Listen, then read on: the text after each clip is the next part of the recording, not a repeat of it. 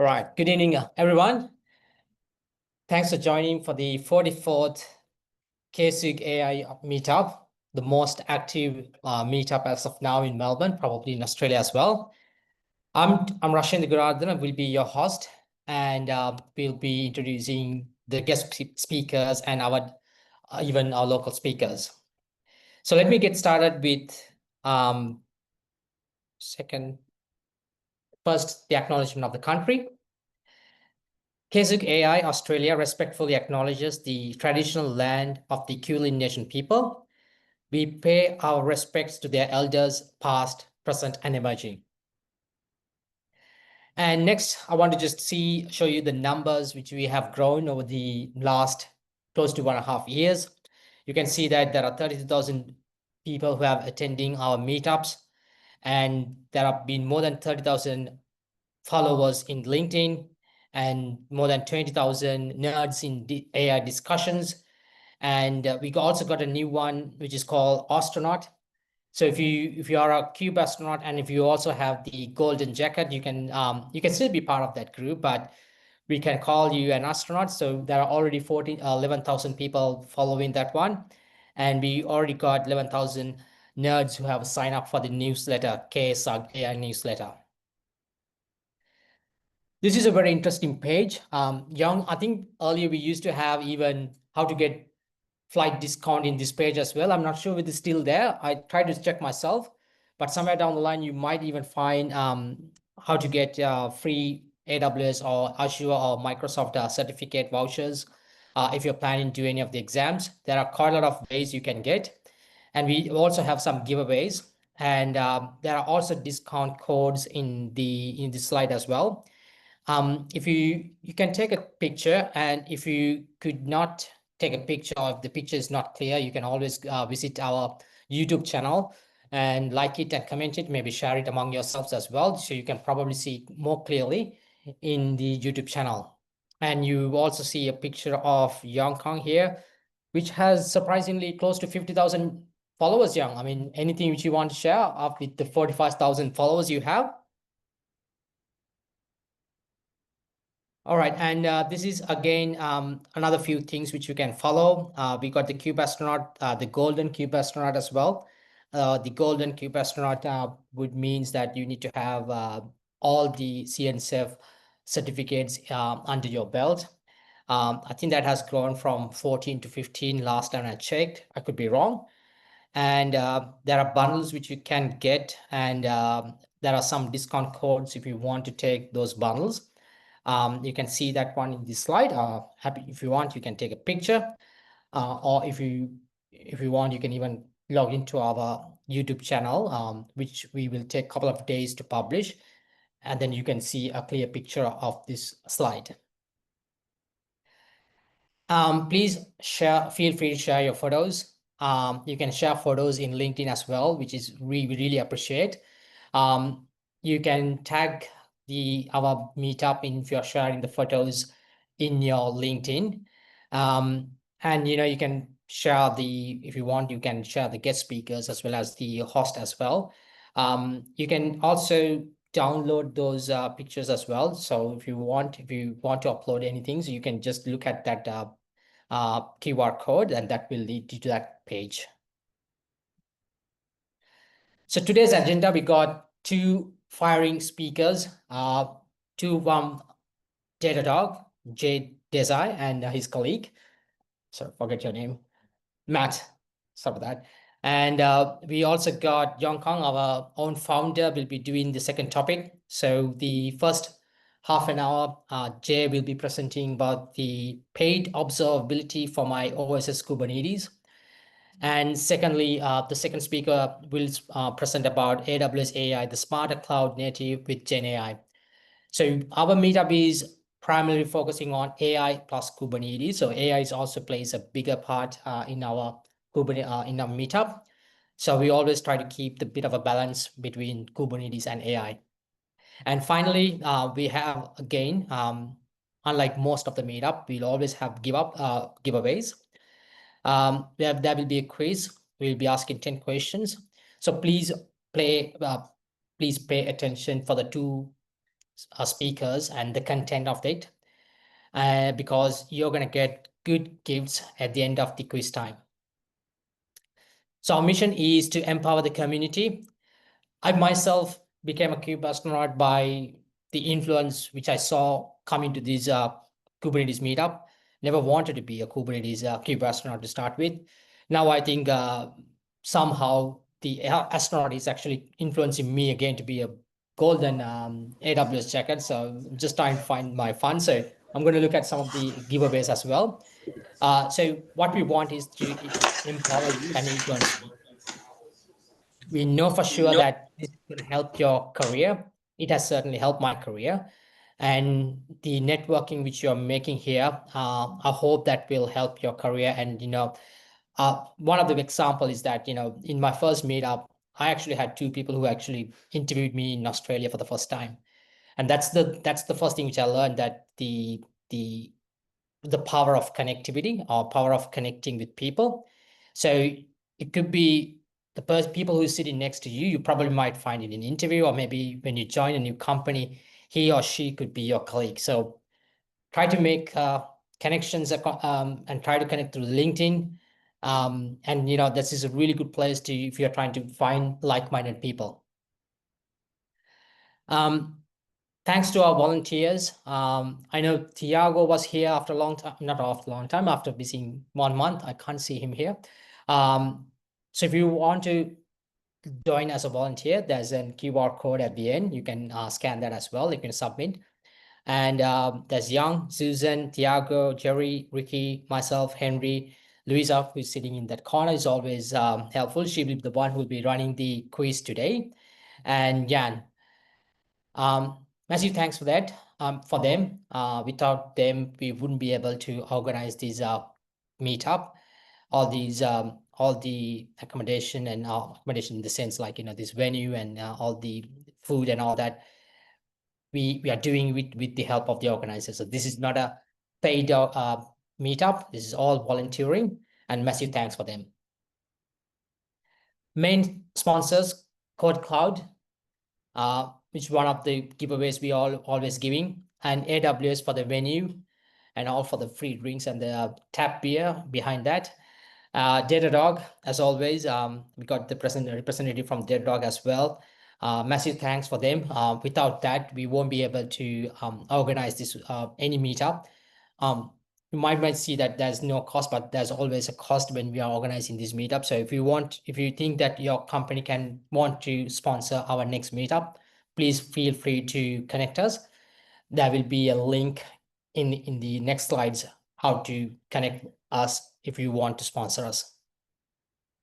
So with this, I'm going to hand over to Yong, but this is a bit of a footprint how we have grown across the global. So September 2022, we got started with Singapore, followed by Australia, Melbourne, and then 2023, August, Canada, followed by in Sydney, in Australia, and Philippines. And we also now have India as well, which is one of the biggest regions when it comes to Kubernetes and technology. Well, Yong, welcome to the stage, and you can take it from here. Thanks, Rush. Thank you for introducing our community. I'm so happy to be here. Thanks everybody for joining us. And I know there are multiple meetups happening. Thank you for you guys staying here. Okay. So let's continue a little bit. Yeah, I want to, this morning I just registered for another event. It's also, you guys know, these are our constant speaker. Yeah, they are also doing some other observability is one of the hot topics. If you guys are interested, you can join. It's online. Which day?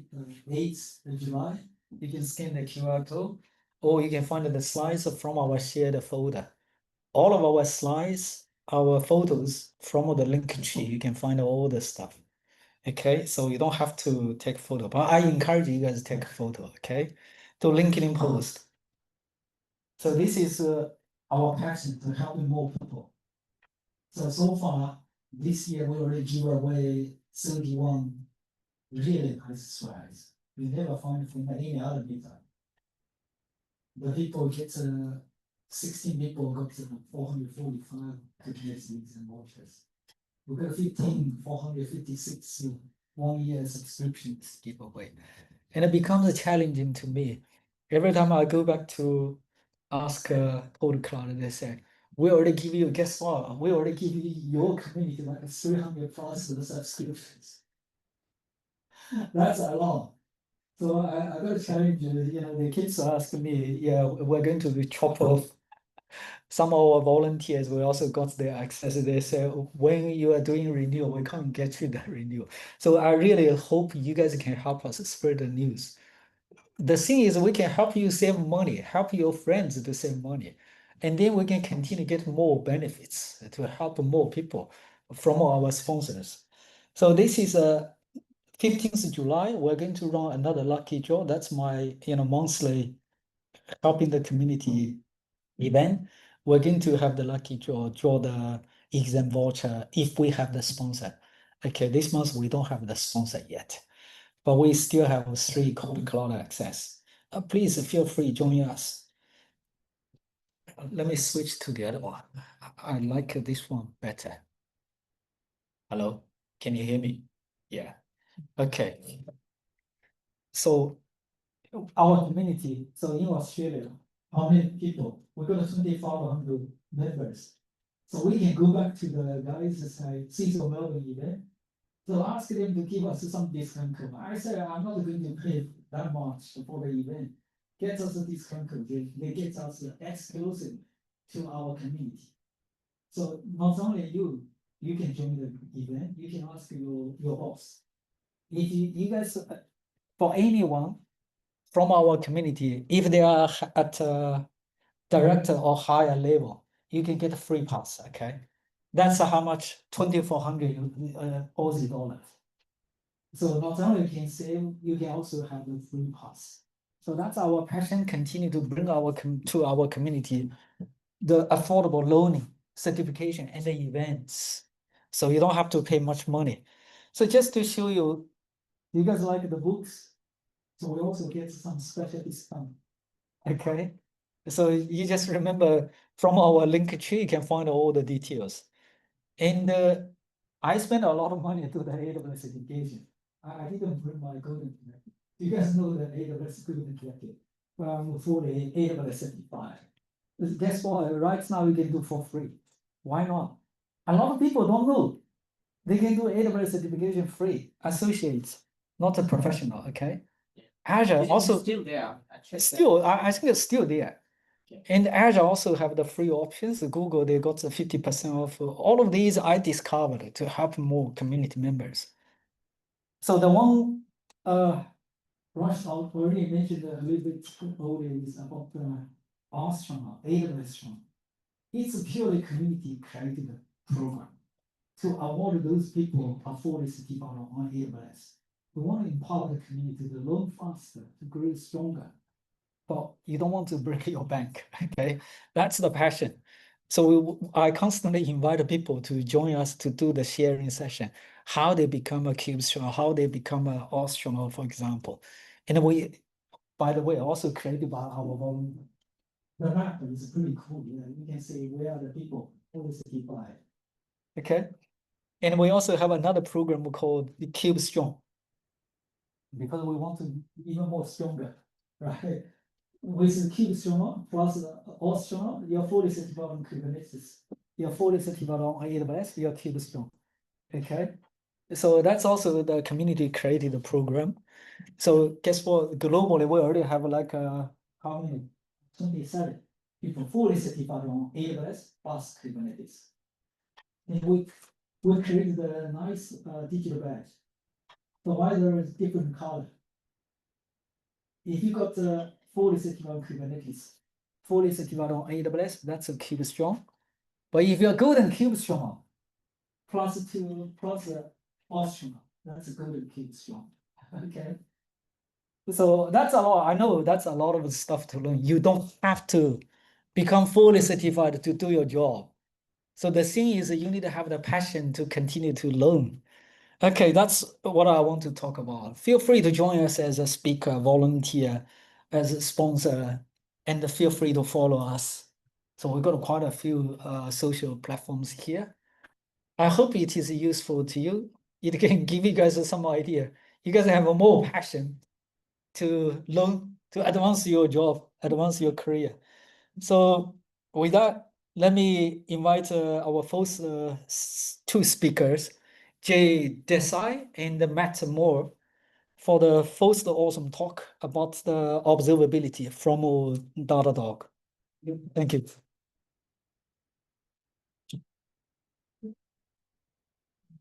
So just a reminder, don't go away. We have the really nice strategy towards the end. Anyone not technically yet. So our volunteers, I forgot to mention, we got a few new volunteers, like Ethan and Ada and also Sai.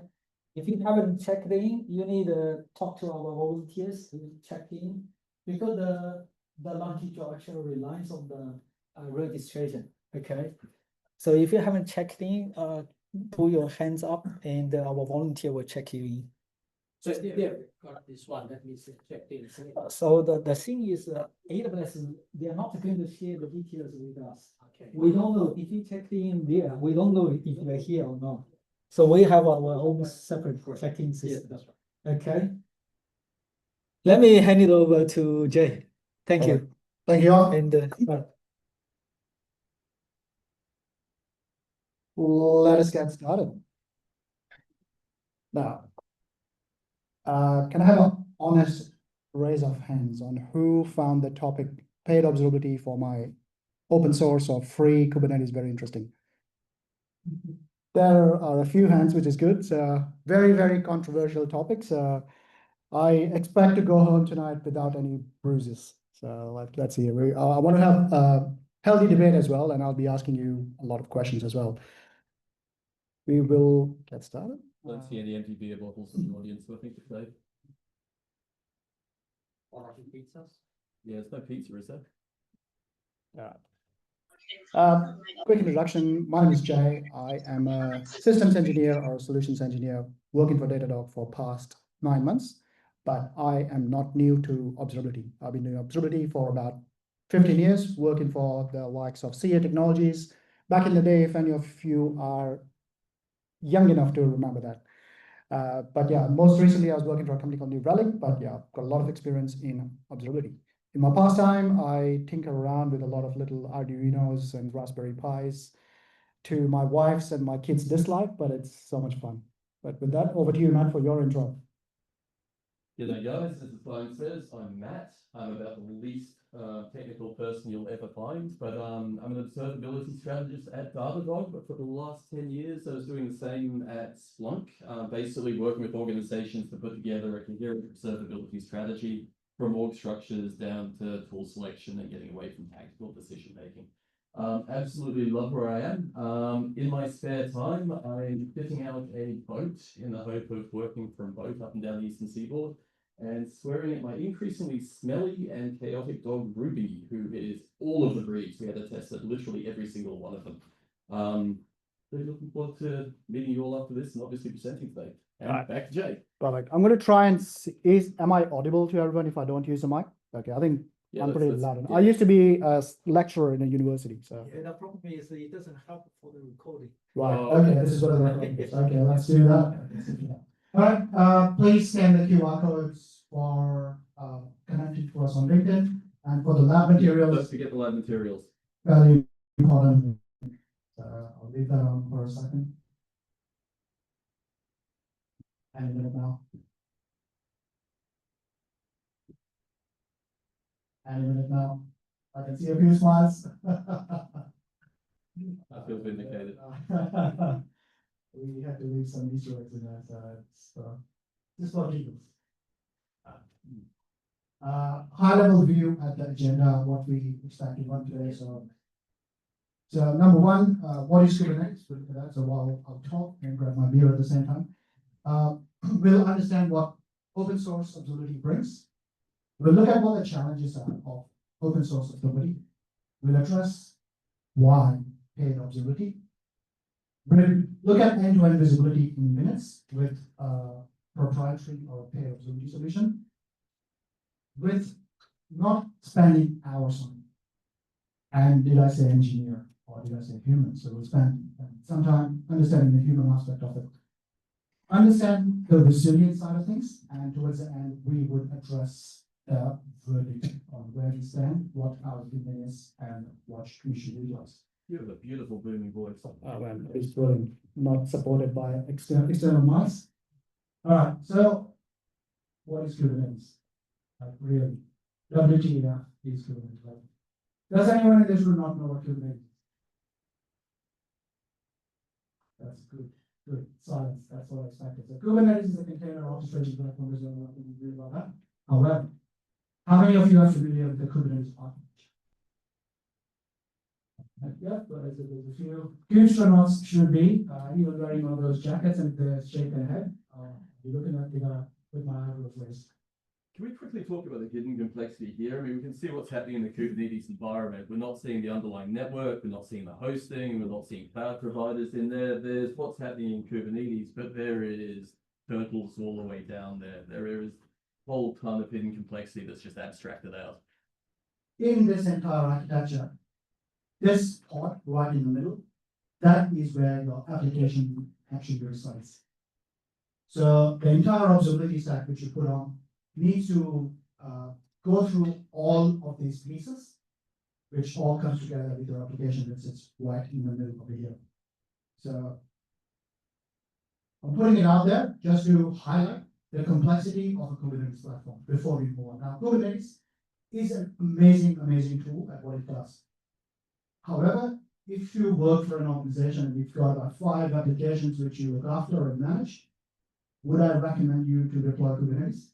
What would your answer be, Roshandra? I would still go with even with the 5. He's got the jacket. He's got the jacket. He's got the jacket. Yeah, because we don't know how it's going to scale. Right. We don't know whether it's going to be multi-tenant in the future. We need to be prepared for expand.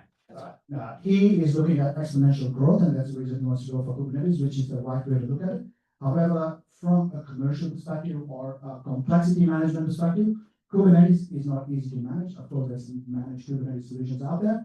If you've got engineers in your environment to manage Kubernetes as a platform, brilliant tool. But if you've got, maybe I'll reduce the number from 5 to maybe 1 or 2 applications which you're responsible for, Kubernetes perhaps is not the right way. You should have alternatives. However, if that number is 5 or more, definitely Kubernetes will do. Having said that, what are the open source challenges which we currently have? Now, we understand that Kubernetes is open source, it's powerful, and it is very flexible. But when it comes to open source tooling, it often lacks the full stack visibility. And what I mean by that is from the time an end user logs on, and if I take a popular bank in Melbourne as an example, so for example, I want to bank, there are incentives to try and see whether you got paid for that month or not. Once you perform the transaction, that specific request traverses through at least 20 different applications. Now, 20, if I'm lucky, generally it's more than that. You want to try and understand what happened at every single hop of that specific request. And that's where a lot of times the open source tools lack that. We rely too much on the trial knowledge as well. And as infrastructure complexity grows, observability can't be enough to implement it from the get-go. Matt, the highlight at the bottom. Open is but not always enough for hybrid production scale environments. That is my opinion. That is not a fact. Just highlighting out that. That's a fact. That's your opinion. All right. Our challenges. Microservices are across virtual machines, containers, and serverless. Also, engineers come and go. Open source tools at times are fragmented and require heavy manual integration. So you collect data with open source, but stitching it together and correlating it can be a challenge. So just a quick observation on that. There's more of an organizational thing than an inherent limitation in open source software. In organizations that work with where they use that kind of approach, it's generally been different teams taking a slightly different approach and a slightly different mix of open source. which works great for the teams, but you end up with built-in silos, and when the proverbial hits the fan and teams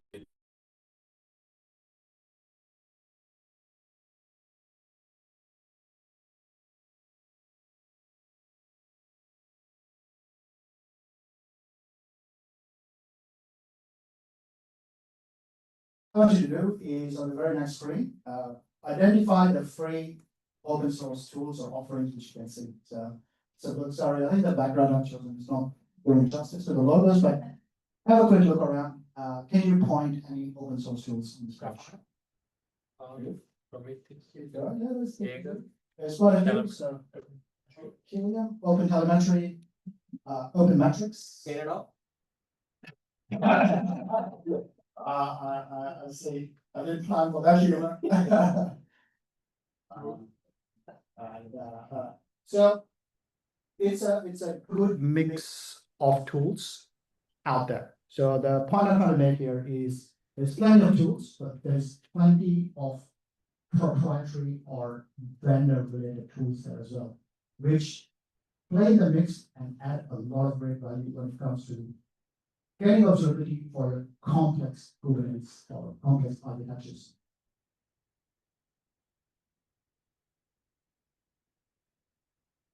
Come on.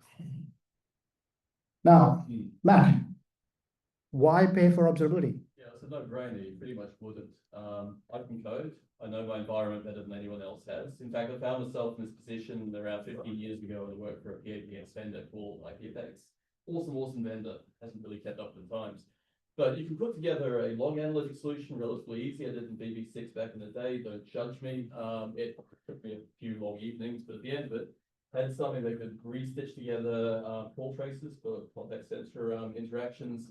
Worked well, didn't have to recode it too much, and it was free. I didn't have to implement another tool. I didn't have to worry about someone else's hosting. I didn't have to pay for yet another environment. I had no budget, so that made sense, right? How's that tool going now that you left the organization? Yeah, well, I left, no one actually continued developing it, and the log structures changed, so it stopped working pretty quickly. But hey, I had a lot of fun. I genuinely enjoyed making that. How did it scale?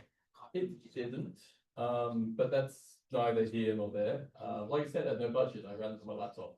Right off. All right. So you see what we're doing with this conversation here, right? So you get the gist. If it's an enterprise application, it is great. A lot of engineers, like we're tinklers. Like I love to play with tech. I love to write a code.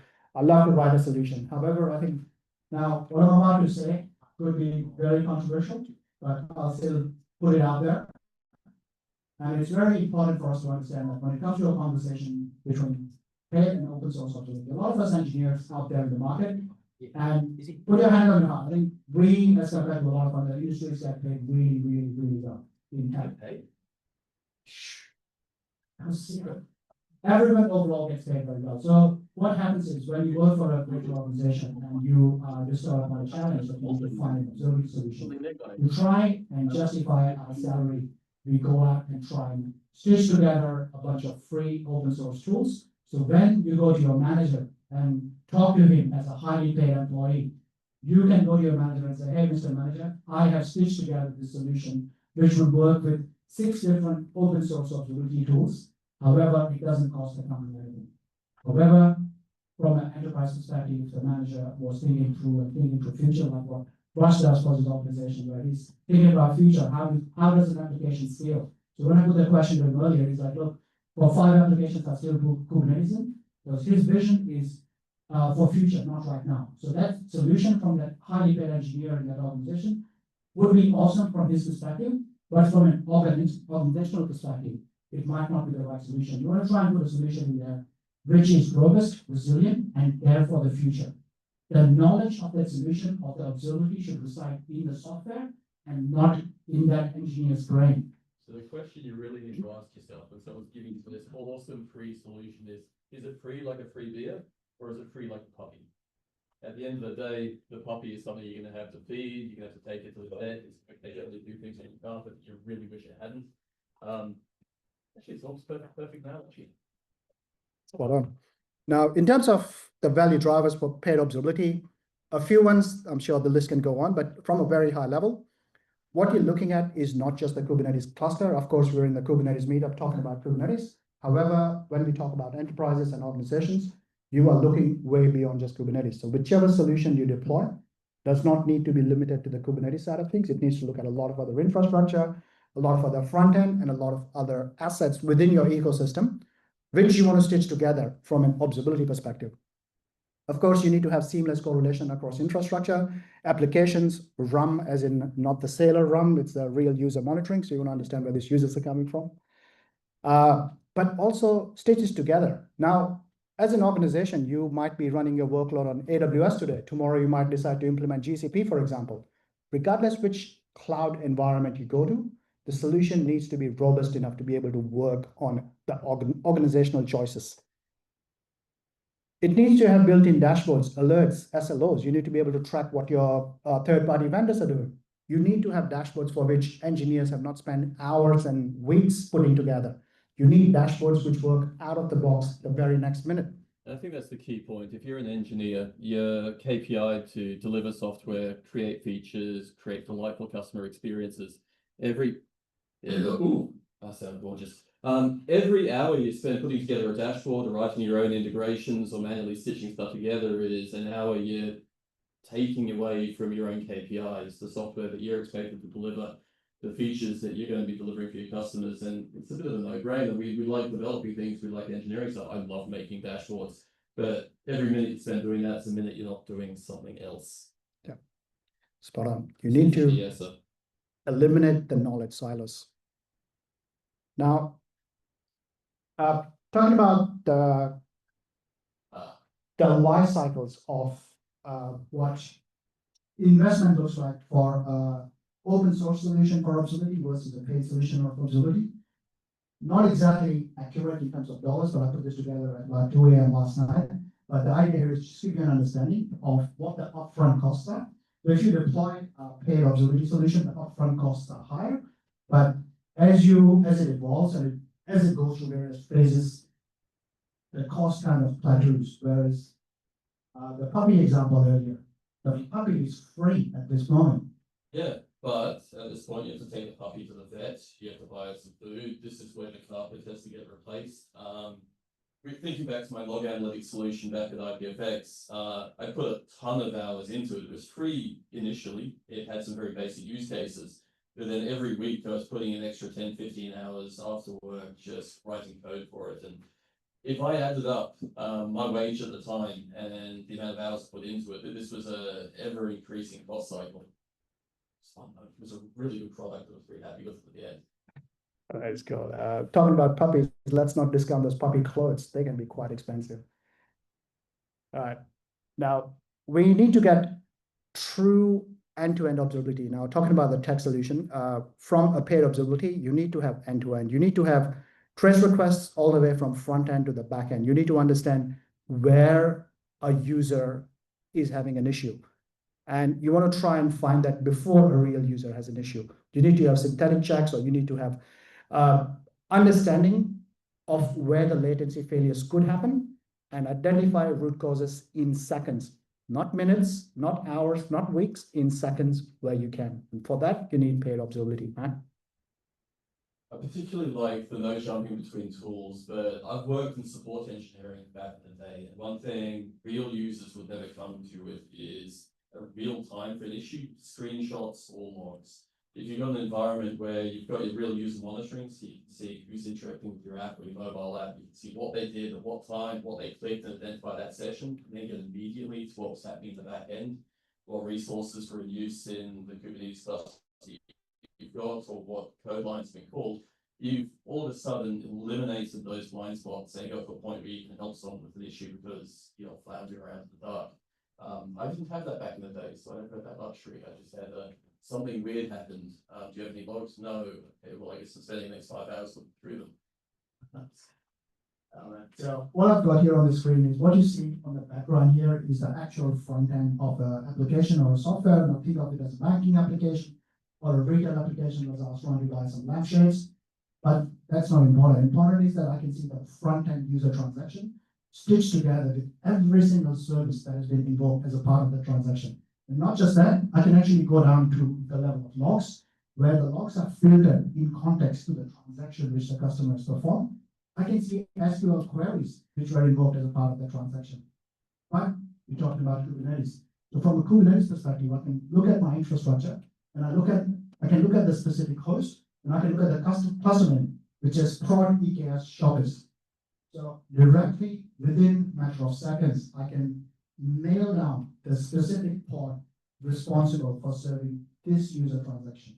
Now, this did not require me spending hours in catering for this observability solution. All I needed to do was to drop my agent in my Kubernetes cluster, in my pod, and it goes out and gets me all this information. This was me this morning. Most weeks I had to get out of bed at 6 o'clock. I'm really not a morning person. I deal a lot with the organizational side of observability, so actually putting together the RACI matrix, roles and responsibility, organizational hierarchies, and I particularly love the human side of this. There is a lot of siloed knowledge within a typical organization. There's what teams know about their products, their hosting, how it's architected. There's the information that walks out the door when someone finds a new job and goes somewhere else or changes role or gets promoted. The thing is, a lot of that information is, in its very nature, stored somewhere in the observability platform. We have architectures that change over time. We have operational issues as they're recorded in real time as logs, metrics, requests come into it. So the fact that we provide, or someone can provide an environment that tracks all of this as almost like a co-pilot for you, means you've got that operational knowledge there for everyone to access. It doesn't disappear, it doesn't evaporate, it may be ephemeral, but if it's captured in this kind of environment, we can take away some of that human pain in that information sitting there waiting for you. And when the proverbial hits the fan, you've got somewhere to look rather than get on the phone and talk to everyone who's ever touched that. So going from, well, we say without paid observability, let's just say without observability generally. If you can get it for free, awesome, but generally having a team of thousands of developers with these use cases to get it for you takes a lot of the weight off your shoulders. But without that, coming into a new environment, days of orientation, a lot of tribal knowledge sharing, going through PowerPoints, watching videos, a lot of time spent setting up dashboards to give you your KPIs, your information, your world on a plate. But with a curated observability approach, you've got those thousands of developers out there. So you've got your service map available, you've got your pre-configured workflows, but more importantly, as the world changes, I mean, I didn't see Kubernetes coming 10 years ago, but as the world changes and these new architectural paradigms turn up, you have people already working on the dashboards, the KPIs, the data ingest for you. Just easier and lazier. Lazier is always a good thing. And from a Datadog perspective, if I talk about the paid observability solution or proprietary solutions, in a matter of seconds, I can go to this screen where I'm looking at my number of clusters, number of namespaces, nodes, number of jobs running in the environment, stateful sets, CIDS, patch pairs, daemon sets, all within a matter of seconds from the time I deploy that agent into my environment. And this is in my test environment, as you can see. So you can go from a high-level 60,000 feet view directly to granularity. Now, this all happens out of the box within seconds. As you can see, I'm comparing a YAML version for a deployment or a pod which I had earlier. In a matter of seconds, I can do a diff between those and identify what was the comparison and what actually went wrong. And if I wanted to, I can actually push out a change to my cluster directly from this observability screen. I contest if someone wants to do that from this screen. That's a different story. I don't agree with the observability tool going out and pushing changes in your production environment. But yeah, I'd be hated in my own organization for saying that. But at least I have Matt as a supporter. To err is human, but to completely foul things up takes a machine. But I mean, the fact you've got that as a human in the loop, you can push that out if you want, which is really powerful thing to have in your belt. But hey, so the human factor actually continues and the buck doesn't stop there. Now, cost management matters. We all know that open source observability has hidden cost, which is engineering time. And that is no tiny feat of a cost. That costs a lot of money. The biggest outgoing costs, at least in Australia for a lot of organizations, is people time. paid observability, on that note, it reduces your mean time to detection and thus mean time to resolution.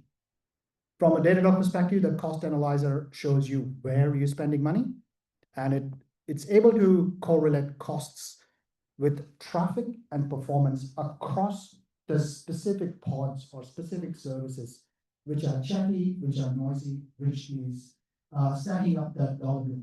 So rather than saying that our EKS or AKS bill is too high, you can actually go down to the level and say that, hey, service A running an environment dev, owned by, I'm going to throw you under the bus and say owned by Rush, is using up 60% of your budget allocation for this given month. So you can be very, very specific, and you can work on it with a surgical knife rather than a hammer. Not to mention actionable recommendations. This particular piece of hardware is completely overefficient. It's never got over about 2% CPU. It's got a ton of memory. And you've got a GPU on there. Why have you got a GPU on there? It's handy to get that kind of report at the end of the day, especially as budget you can potentially use for new toys. You can also have an option to determine cost based on CPU and memory as well. Absolutely, yes, absolutely. And if that was the case, I'd be red flagged in my organization because I've left my EC2 instances on for so many instances which use up idle CPU. But I'm going to be devil's advocate here. Hey, Matt, but we have open source cost management tools. Well, I mean, yeah, that's a good thing. What I've found though is open source cost management tools generally work in a specific environment or a specific hosting paradigm. Doesn't necessarily allow you to tie things across your on-prem, your VMware, your multi-cloud, or anything that's specific to you. Plus, thousands of developers putting something together for you is always good as well. That said, if you've got a simple environment, your scenario earlier where you've got 5 applications hosted in a single cluster hosted as a laptop, that would be absolutely valid. I still question that. Now, what we have here is a screenshot of cost management from data perspective, where you can easily see which clusters are not enabled for auto scaling. Estimated idle cost of running resources in the environment. $357,000 it's costing the company for idle running resources. So is that a lab environment? That is a lab environment. Okay, those numbers are fudged, not exactly that. So, Now, in terms of cost management, you talked about granularity. So this is the level of granularity we can go down. We can see which specific deployment is not having number of pod counts, what is the idle state, and the dollar values associated with those specific pods where your service is running. I can also go a level deep to try and find the team and the environment as well. You group by the Absolutely, yes. That's an easy bit. is anyone else getting sick of hearing everyone constantly talk about resilience? It's just me. Okay, anyway, drink. All right, talking about resilience, Kubernetes autoscaling and observability. If you look at it,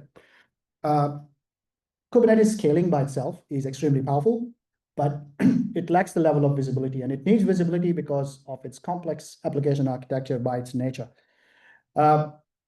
When it comes to scaling, why you need visibility is, are you scaling the right pods? To your questions earlier, how many namespaces, how many clusters do you have? Yes, the application is not running well, but which pod is that application running in? You can't just upscale or autoscale your entire cluster because one of the applications is not running well. That's just not cost effective. Well, can we go back to the hidden complexity as well? So we can see what's happening in that Kubernetes cluster. We can see how many pods we've got running. We can see resources available. But what if it's an underlying issue in the hardware that's hosting it, the network, the backend database somewhere, a SaaS application is connecting to? That kind of end-to-end visibility and to be able to scale that is going to be orders of magnitude more complex than just the case environment itself. But I can do open source observability for free. I don't care about the underlying infrastructure. That's outside my remit. Well, that's the carpet we're talking about. All right, talking about organizational resilience. Very first line is actually very powerful. Software stores what humans forget. Overall, what a paid observability solution does is it empowers the SREs and DevOps to move them away from doing any guesswork in their environments to taking decisions based on the available data.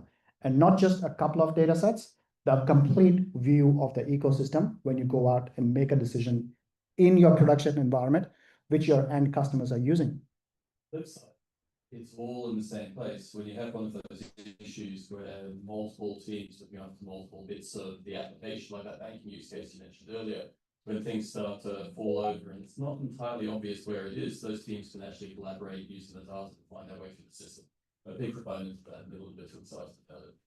And we also have AI in the title of this meetup, and this is where the AI comes in and advises and provides you assistance on where you can fix what sort of errors you're having, and what would be the ideal fix for it as well. Now, that brings us to the final set of discussion, which is the verdict. Are we ready? Drum roll. Perfect. So, Wait, you're saying keep using OSS? yes, I am saying keep using OSS, but for certain aspects of it, Matt. So from my experience working with a number of customers, Prometheus is embedded as a part of Kubernetes. The easiest way to pull metrics out of a Kubernetes cluster, continue using Prometheus, continue using Fluentd for pulling certain logs out. If you're using OTel, OTel is great. OTel is just a protocol, but you want to try and ingest all that into Datadog or any other capable observability provider for that matter. You want to get value-added correlations. You want to get dashboards. You want to future-proof your observability stack, not design a stack which your engineers are going to have to keep loving and loving and loving. You want to make the journey from the cluster all the way to the deployment YAML, which I showed earlier, in seconds. And you want to be able to optimize all the costs in your environment, not based on one number, but based on a multitude of metrics, which point you to where the costs are actually coming from.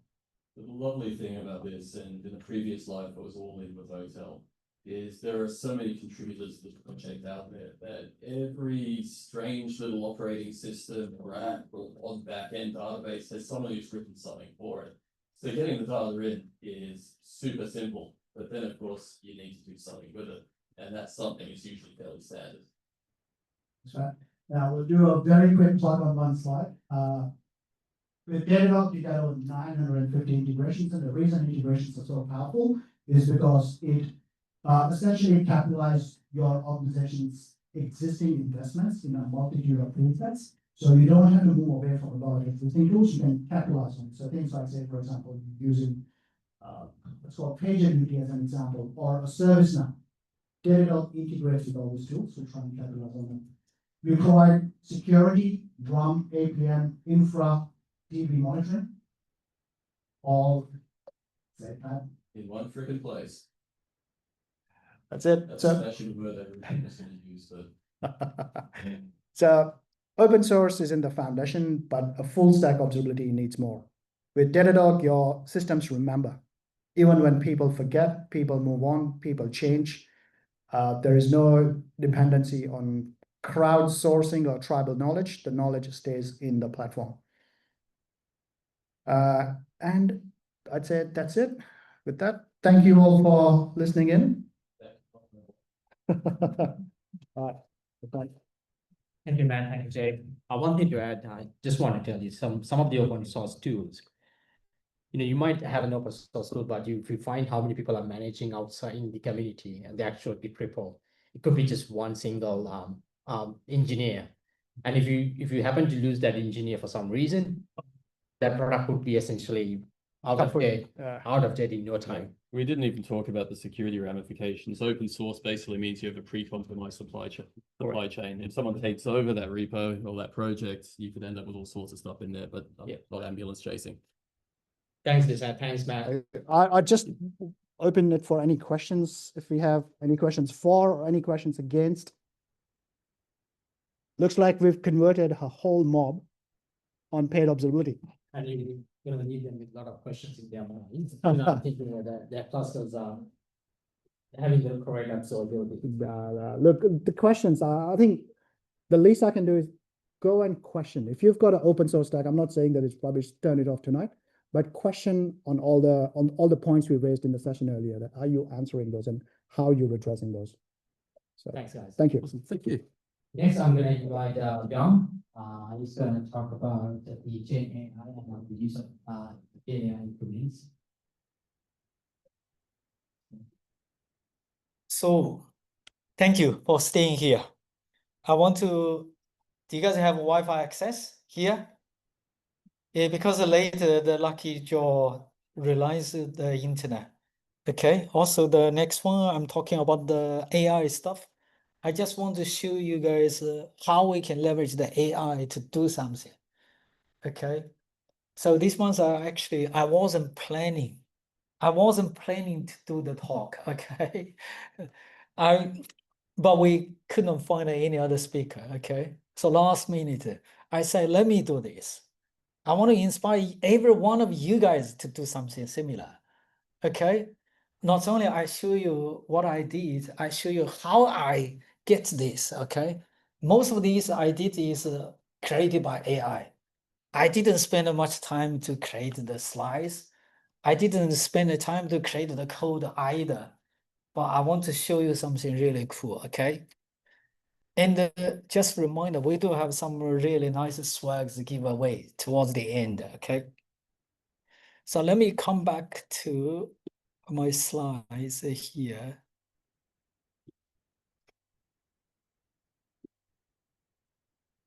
Can you guys see it?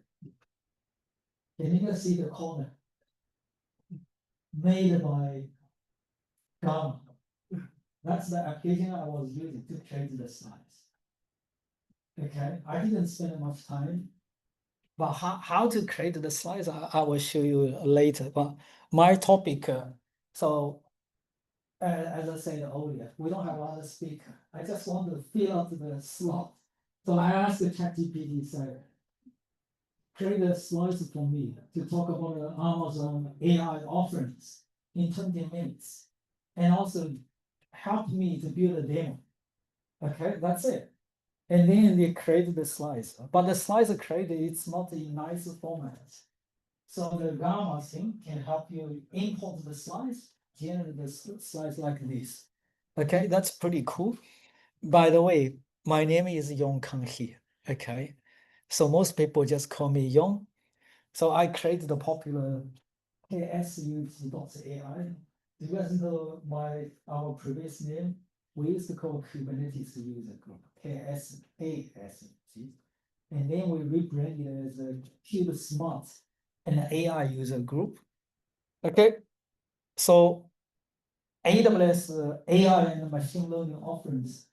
Can you guys recognize the service here? Yeah. So the foundational model. So from Amazon Bedrock, you can use the Cloud, you can use the Titan, you can use the Llama, you can use Mistral. There are actually probably 100 plus different foundation models you can use. The machine learning platform, SageMaker. I don't know why they make this name. Relatively, I like Microsoft Azure. Just call Azure AI. So easy, right? But anyway, we just have to remember Bedrock. That's the machine learning platform you can use to build, to deploy the machine learning models. There are a lot of other AI services like a recognition, comprehend, poly, transcribe. Do you guys know each one of the services? If you don't know, easy. You just ask AI. Yeah, serious. So the purpose of this session is not about talking about the different services. I just want to show you one thing, how I can leverage the AI to help me to do some job. Okay, so if you have your laptop, you can open up your laptop. So I'll show you how to use the Bedrock with the foundation model Cloud to do the PDF summarize. So you basically you provide an input in the PDF file, and then it will give you some summarize. Why I need this? You can easily ask OpenAI, ChatGPT, load the PDF, generate the summary. But for confidential stuff, for privacy, you don't really want everything loaded to the public, right? So I show you how you can just write the very simple Python code, use the Jupyter notebook. So I use VS Code with the plugin. So you can run the command one by one, commands different cell one by one to do all the tasks. Okay. So the architecture diagram, just to show you on the high level of what it looks like. So pretty simple. The user, you load the PDF file, you upload the PDF file, and then with the launcher, it will help you to process the document. And let me move that stuff. Where's the, I can't really see.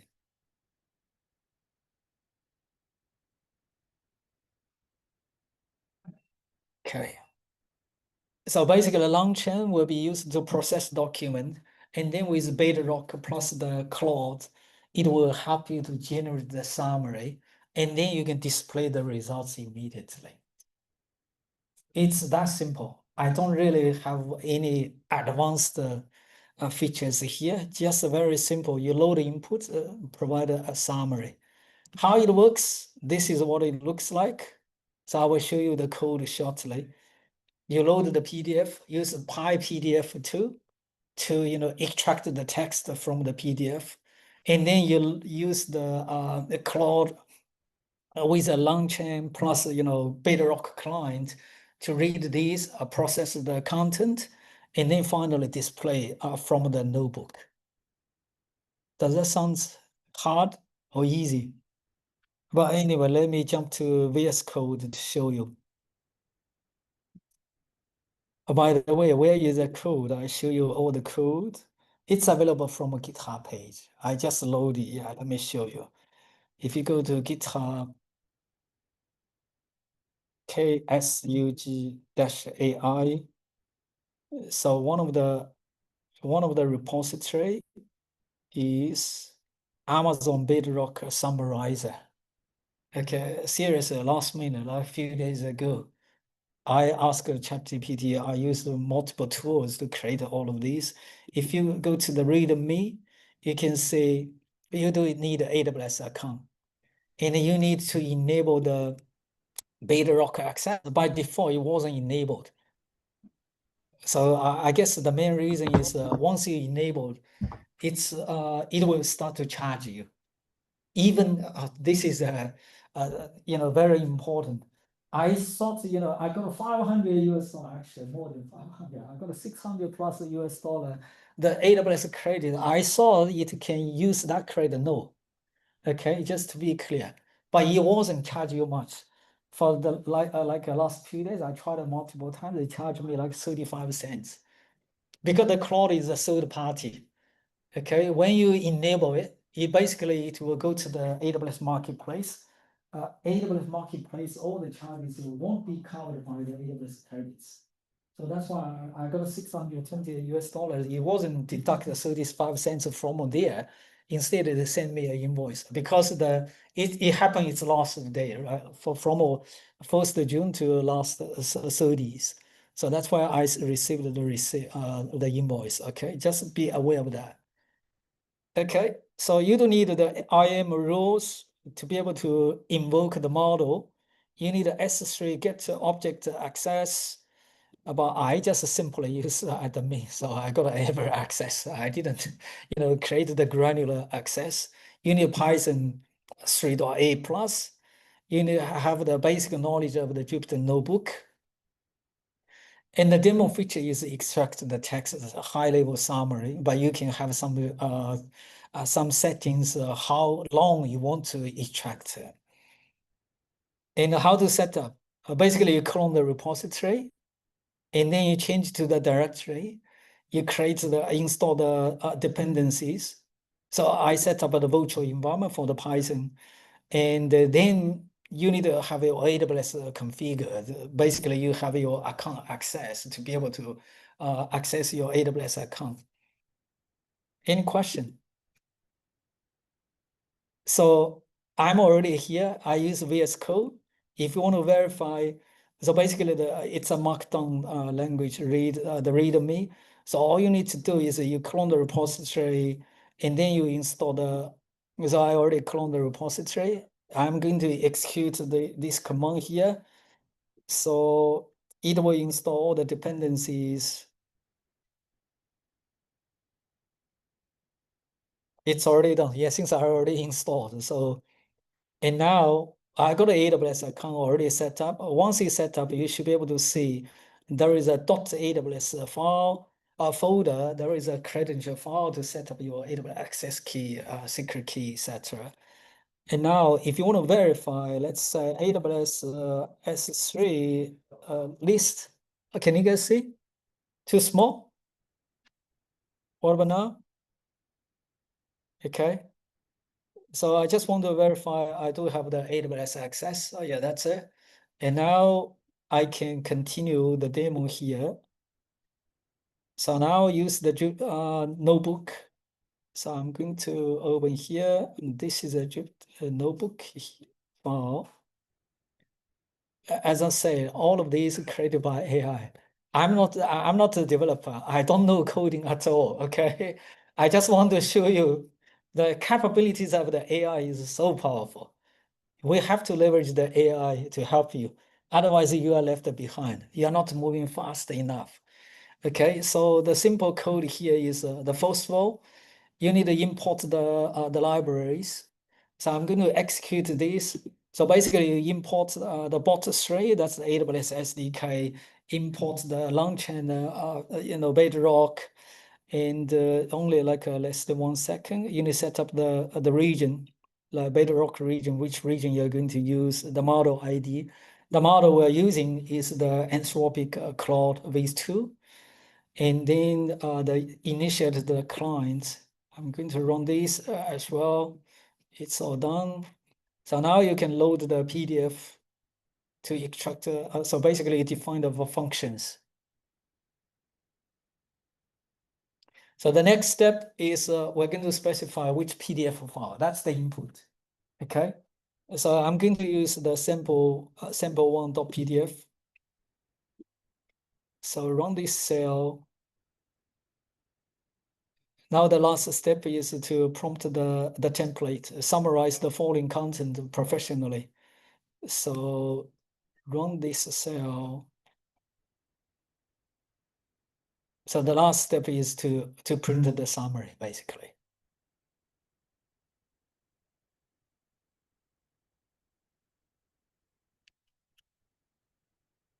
Yeah, that's it.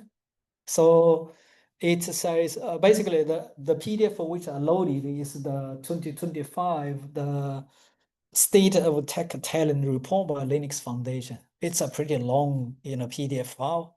Instead of you reading all of these, you can ask ChatGPT or any tools. Here we're developer, we're coding guys. We want to be unique, so we can use the a Bedrock client to generate the PDF summaries for us. Some To adjust, there are a lot of stuff you can do.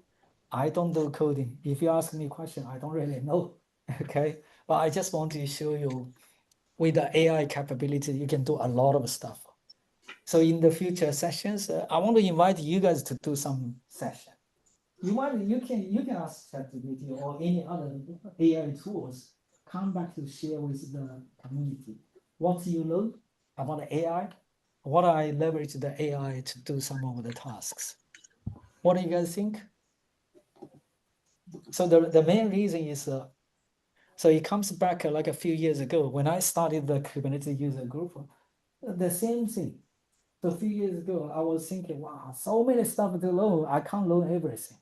So I built the community for people to join together to learn Kubernetes so we can learn faster.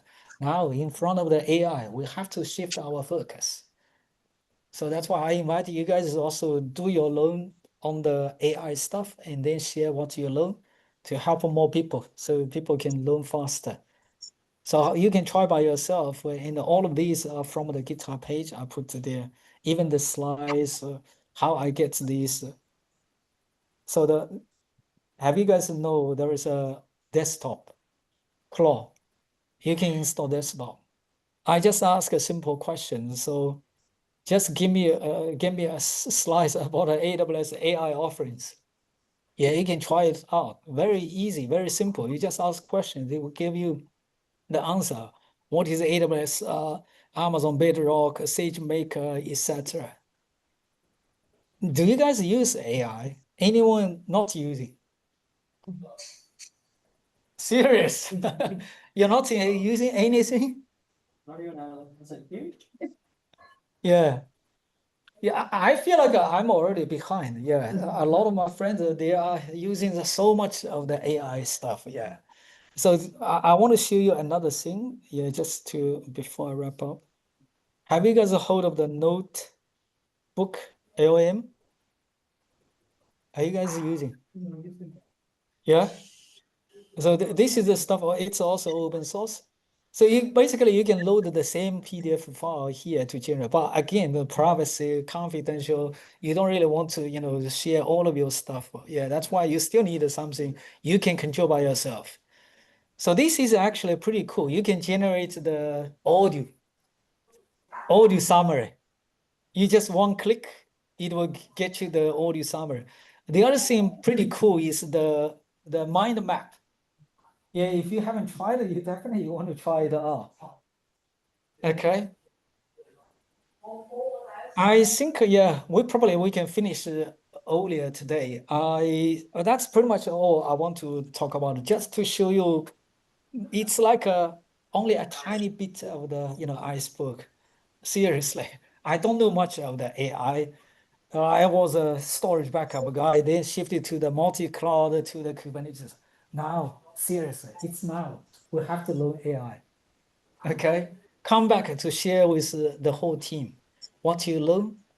So I don't have to spend time to do by myself. Okay.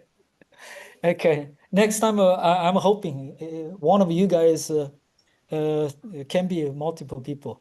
If you just have to, you don't have to spend a long time. You can do like a 10 minutes to share just one thing. And each time we can have 2 or 3 people to do the AI learning. So I'm seriously, I want to focus more on the AI stuff.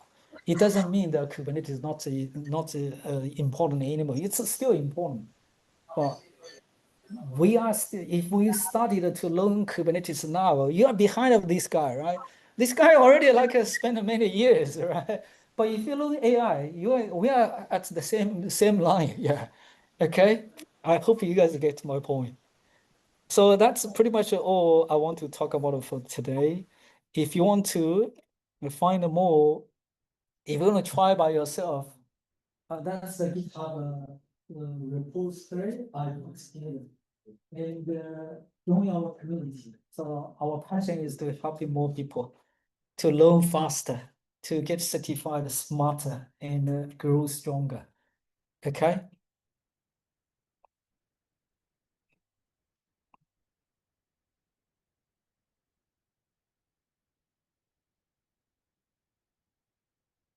Okay.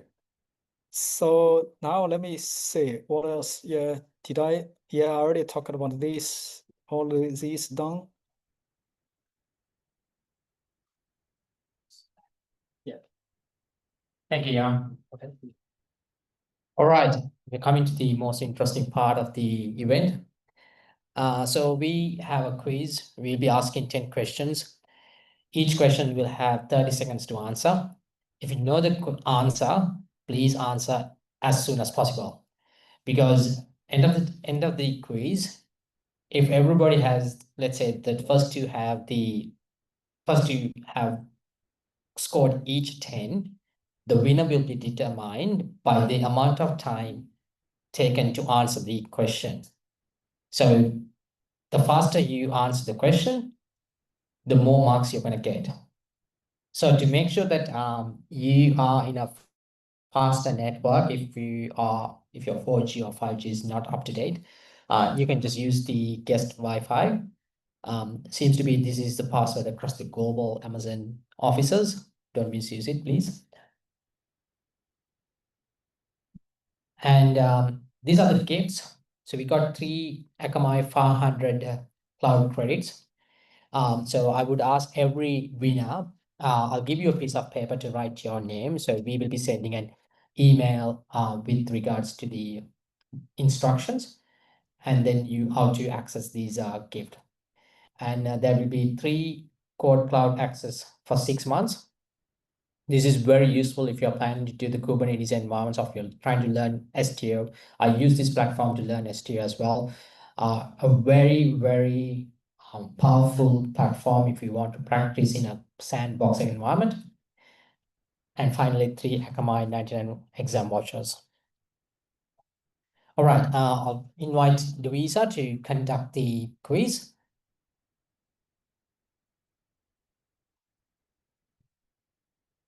Awesome. Thank you, everyone. So here is tonight's quiz and the QR code to log in. Thank you so much for Rush's introduction. And yeah, tonight we have 10 questions as usual. So I hope you've been paying attention to the previous 2 talks. Did everybody manage to sign in? Is everyone in the quiz who would like to participate? Awesome. Thanks so much. We'll kick off. Thanks, Rush. So again, there will be 10 questions, half from each of the topics, and we have about 30 seconds. So starting off now, the first question. So which foundation model is not supported by AWS? Out of these 4, Claude, Llama, Gemini, and Mistral.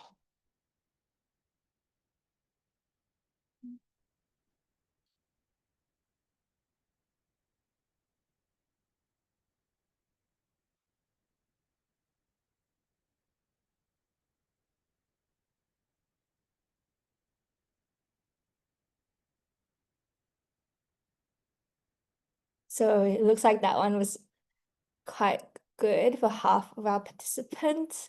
It is quite tricky. You only get one shot at clicking. So for question 2, which services is used to build, train, and deploy machine learning models out of Recognition, CompreBD, SageMaker, or Poly?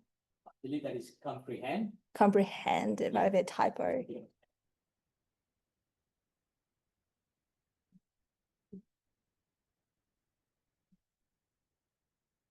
Otherwise, it'll be none of them. So, SageMaker turns out. Still changing. All right, moving on to question 3. Which AWS service is used to analyze and extract sentiment, entities, and key phrases from text? Out of Amazon Poly, Comprehend, spelled correctly this time, Transcribe, or Recognition?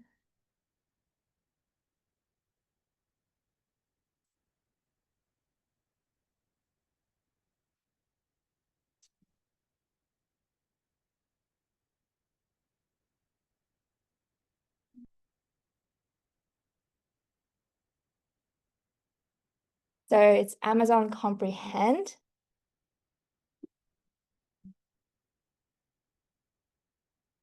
Question 4.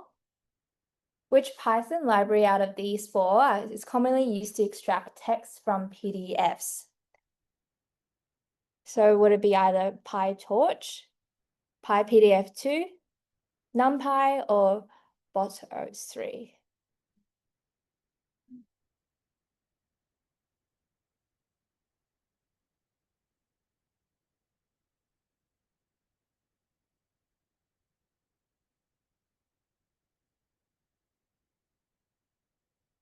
Looks like almost everyone got that one. So PyPDF2 shows who was listening to that last one. Question 5. So I really hope everyone gets this. What does KSUG.AI stand for? Is it Kubernetes Supercharged AI Utility Group, Kube and Serverless United Guild for AI, Kube Smart and AI user group, or Kubernetes and Security Unified Group AI chapter? It's quite a mouthful.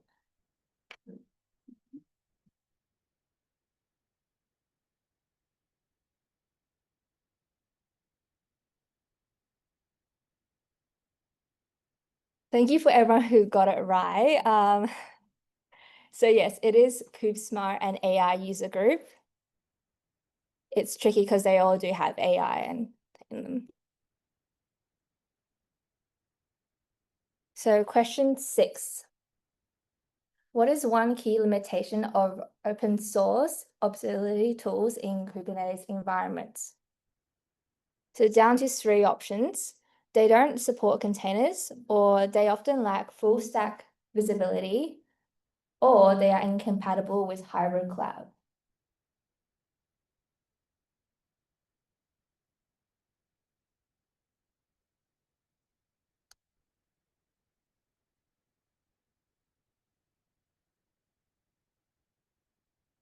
Yes, so the limitation is lacking full stack visibility often. Most people got that, which is great. Question 7.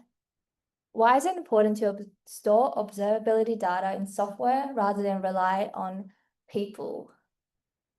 Would it be that it improves network latency, it reduces storage costs, or the option of preserving institutional knowledge when engineers leave?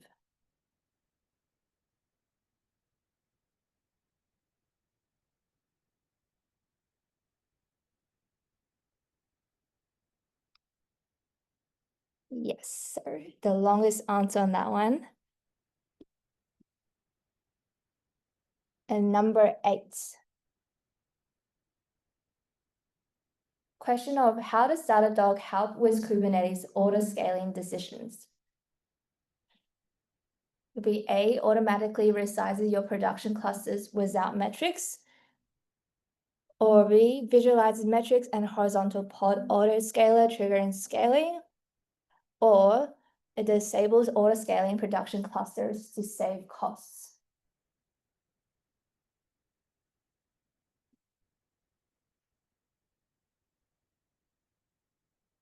So it's visualizing metrics and horizontal pod auto-scaling, which triggers scaling. Second last, we've got Peter at top. Q9, what hidden cost is often associated with OSS observability solutions? Licensing fees or engineering time for integrations, maintenance and ramping up, or is it cloud provider lock-ins?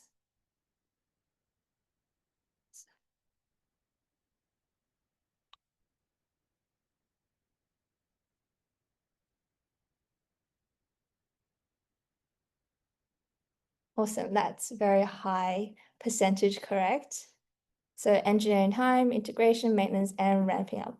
And lucky last question. Number 10, what is a major benefit of using Datadog for onboarding new engineers? So would it be they can skip all training sessions? It gives them immediate visibility into production environment, or is it because it generates application code automatically?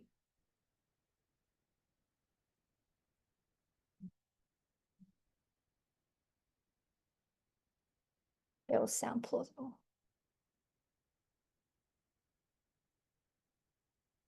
So yeah, giving immediate visibility into production environment. Thank you all for participating. And now we're gonna show the leaderboard.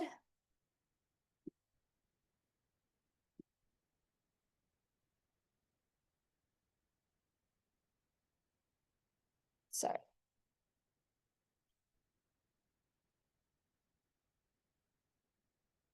awesome. Thank you all, and congratulations. There's quite a few full scores tonight. And I'll now hand over back to Rash to present the prizes. Thanks, Lisa. Thank you very much.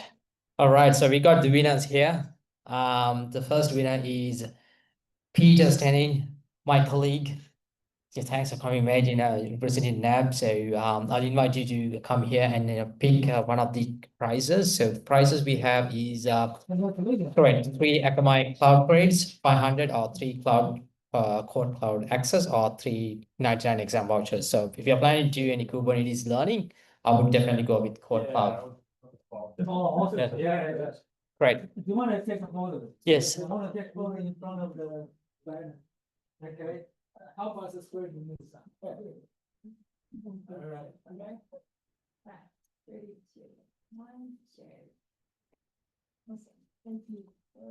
Thanks. Congratulations. All right, we got our second winner, Roberto. Please give a round of applause. What do you like? Like the upcoming conference. Awesome. The Akamai, And then you can use for 4 months. Okay. Awesome. Congratulations. great. Please write your name and your mobile number and just pass on to the next person.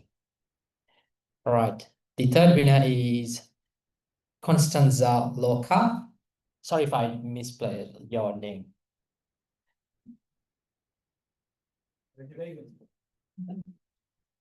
Okay. Yeah, you choose, which prize did you choose? So we got all three available so far. The 500 cloud credits. Great.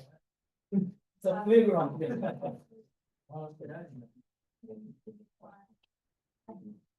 Thank you. Wait a second. Constance, can you just fill in your details here? You can give to him. Just mention that the one which you want to get, Constance, please. The fourth winner is Psychronco. I don't know how to pronounce. Comedian, yes. Not sure where to break your name. Thank you for volunteering. Yeah, let's do it all. Which one you choose? Yeah, take the code clouds. Code clouds. So we got one code cloud left. Two of the code clouds are gone. Oh, yeah, that's the point. Right. Please write the name. And the fifth winner is Paris Moravizen. Ahmed. Congratulations. Yeah, which one you pick? The code cloud one? Code cloud, we still have one. We got one code cloud. You want the code cloud? All right. Going last, the last code cloud. Yeah, the last one.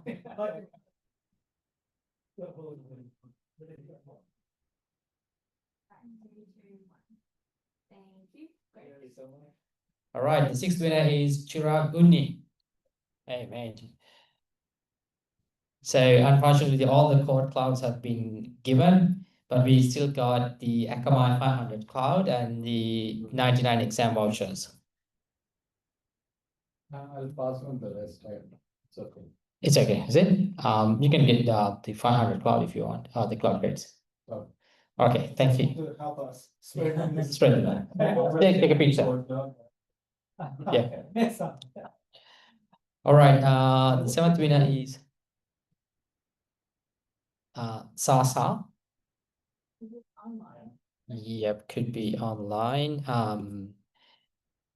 So if you're online, that would be me, Saha. So just let me know which one you want in the chat, then and just drop your email and your mobile number in the chat, just directly to the Yong. No, the code cloud is not available, Saha. Unfortunately, code cloud is not available. Give me a second, I'm just gonna need that. Which one you would like, just ping me, then we can just take a picture.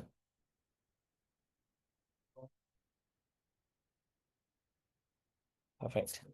The eighth one, I'm gonna definitely have a problem, difficulties in pronouncing it. Yongkang 2. Oh, Yongkang 2. Did I pronounce it correctly? Yeah, thank. All right. Which one you want? Yeah, just one still.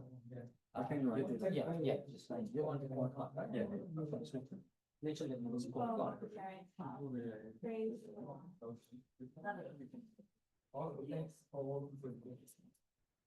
All right.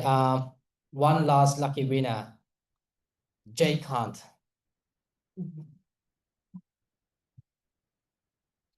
We don't have any choice. The only left. Yeah, I think it's a voucher.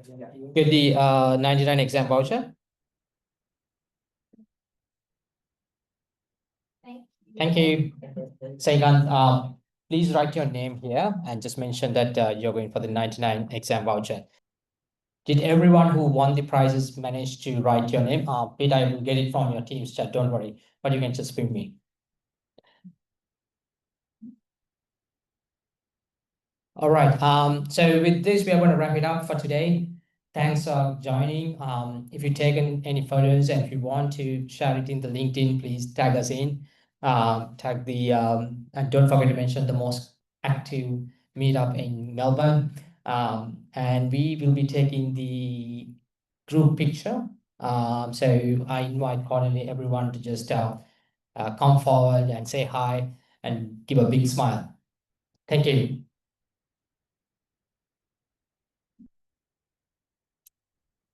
Thanks everybody for joining us. The next one, 8. I think that's 6 hours. Right?